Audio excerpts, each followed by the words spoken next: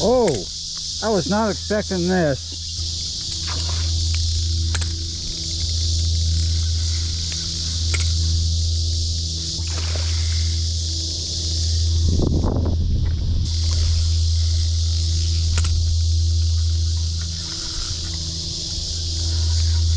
That's not looking like a cat. At first I thought, and then, oh, ooh, my prayers are answered. That is a legitimate catch. Look, I got him in the mouth too. He went for that worm, or we connected at the right time, whether he was trying to eat the worm or not. We banged into each other, and this is the outcome. Was not expecting this. Oh, come on, buddy. I know what your fate is, but I don't want to be dropping you either.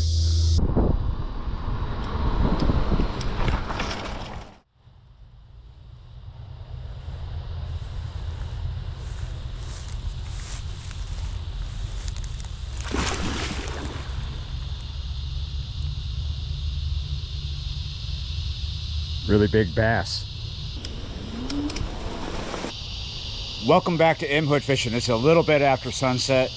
I want to go to the river, but I decided to come down here real quick, look for a bass or two. I found alligators. I didn't find any bass, but yeah, let's go to the river now. I was kind of waiting for the traffic to slow down is what I was doing. And just like that, here we are. Looking for a opportunity to cross.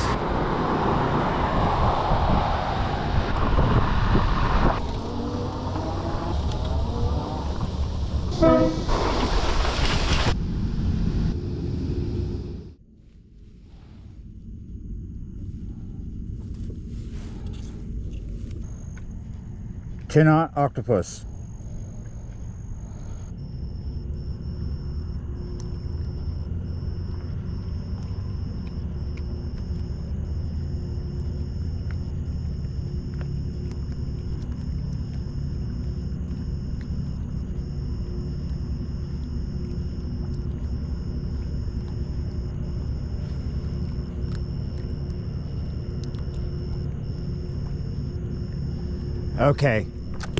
Okay, big rod is getting pulled pretty good. Is that a commitment? It didn't pull the rod tip down too far, but we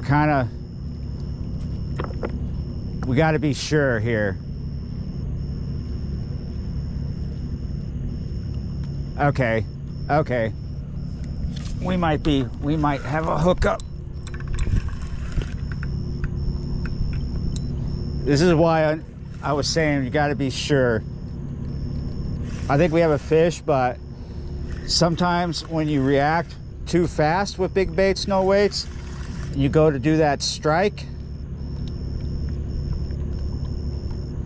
you end up just striking, pulling the bait away and snagging.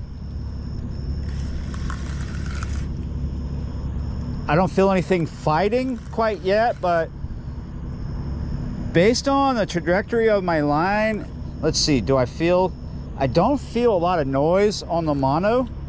Oh, there's the fight.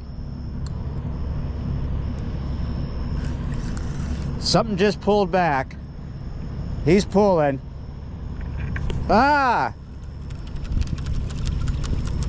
And let me see my line tip. Yeah. Possible, there's two things possible here. Something, my line was up against something and it cut, or that was a shark or an alligator gar.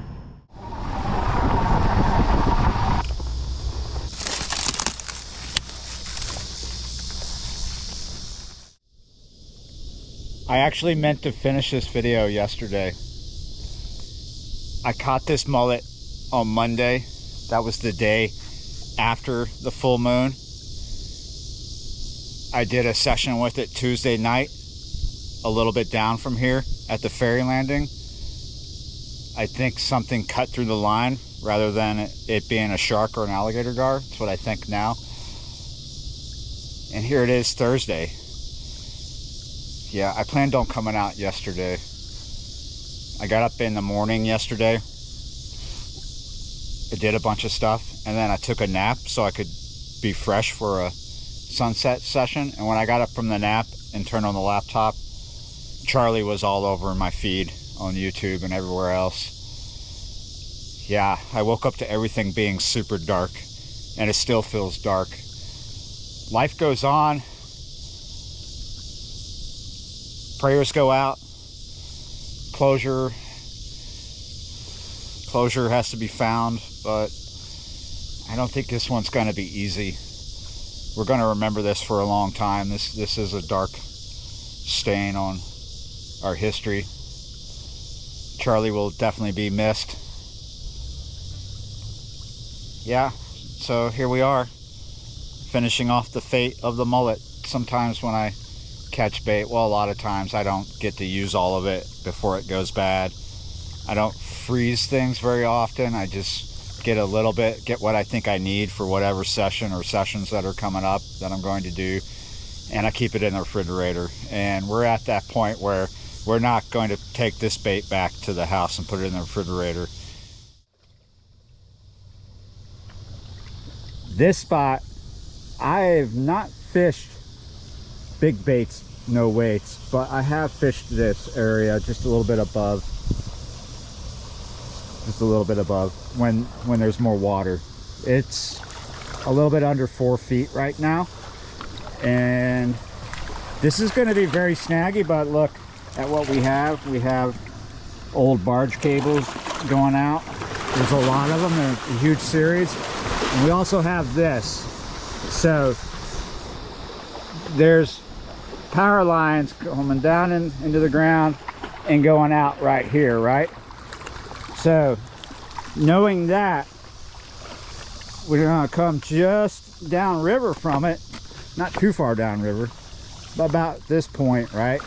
We'll cast out. Hopefully we'll be on the downriver side of whatever structure's out in front of us, but there could be fish around it. You could see evidence of structure being here because how turbulent the closest current seam is, which is about maybe 20 feet in front of me. There's turbulence, right? We're reading the river. We see this turbulence, and we see where it begins and where it ends. So we're going to be missing the structure if we throw out at an angle this way. I think if we throw out into that mess, we're going right into the structure. We're just reading the current to tell us where shit is. But to know where other things are, we just need to walk along here and look ahead of us, look downriver, and we just keep seeing them every few feet. This braided wire, this braided cable, barge cable, aircraft cable, whatever you'd like to call it. Is that the last one? See how they're not tight? They go slack. They seem to be drooping. It might be this kind of stuff that's more a problem that we need to worry about. This is what holds revetment together. We're standing on little pieces of broken revetment that this aluminum wire is going through, pieces of concrete, right? And we come along, and yeah, it just continues. One barge cable after another. They used to keep barges along here, I would say, and they put down like a pole with a hook or something, and they grab that, and that's what they use to moor here. And as we walk down, just like last night, I showed you revetment, and you can see in the light of day a patch of revetment right here. This is what makes this section super snaggy. It goes for about a mile like this, right ahead of a bend, right down river from a bend. On this side, it's just intense, but it attracts big fish. It attracts the bait, therefore it attracts the predators. And we got the sun slowly sinking, so should be good. Look at all that revetment. They're like paver stones, you see? Listen to me, it should be good. Yeah, it should be good and snaggy. We might get a fish out of here, we might lose that fish trying to get him out of here. We might not get anything. This is just me trying to make the best of the big mullet.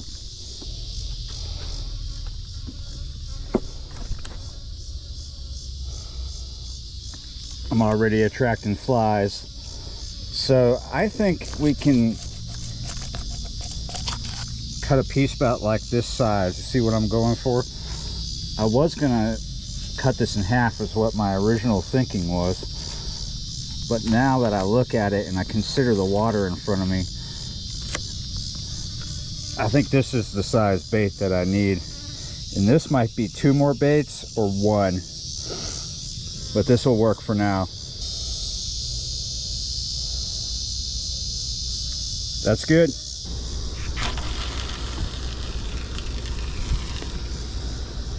That got out there a good ways. It's because it's a good big bait. It's a big bait. Yeah, you're right. So probably gonna see that getting into some junk. I don't want it to, but it's very likely. It might be one of those situations where we're hoping to get it back with a fish. It's the fish that's gonna help us get it back, right? Now it's already trucking a good ways at a good rate. We don't have a lot of current, but we do have some in here. We're just kind of tracking it right now, see if it's going to stop before it gets up to where the rocks and the mud are.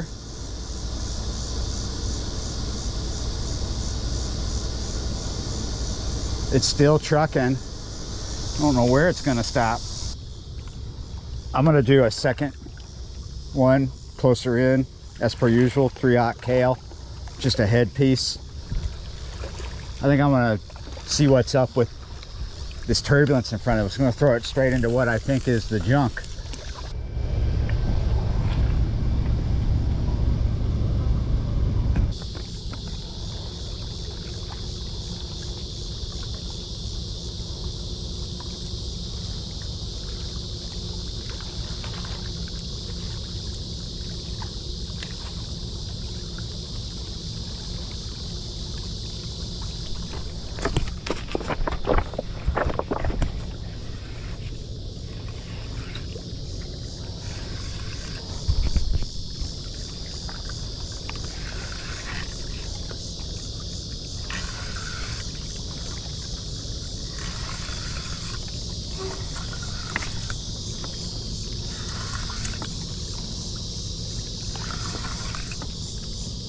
So far, I'm not sure. I don't feel any problems. I don't feel a fight. Am I bringing in a fish or just the bait? Oh, I got a fish. It's just not as big as I expected.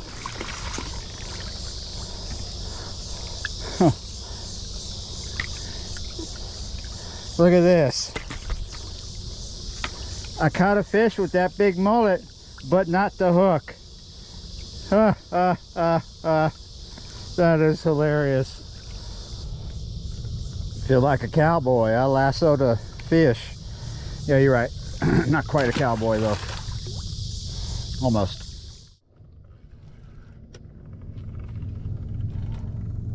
For a second I thought I was just dealing with a snag on this little rod. Now I don't know.